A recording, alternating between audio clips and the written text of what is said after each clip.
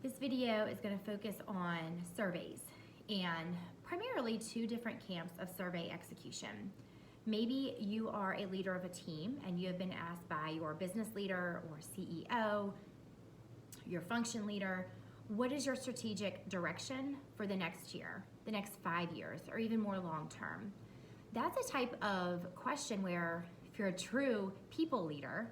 you might want to go to your team and ask them how they think of the next several years and the strategy that they would like to pursue, what needs that they might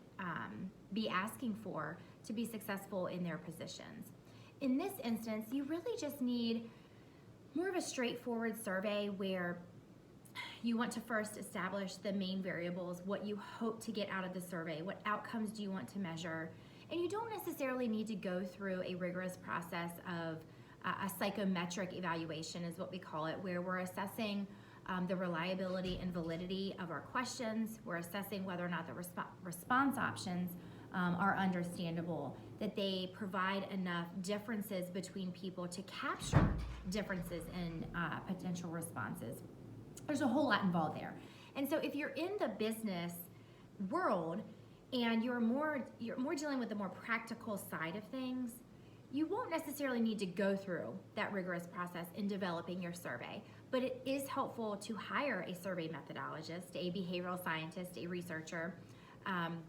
to design those research questions, design that survey and the layout and the flow for you, because you really will get better responses and you'll be able to more fully and adequately and truthfully answer your questions to your business leader or CEO. Now, if you're in another camp where you're dealing more with scientific research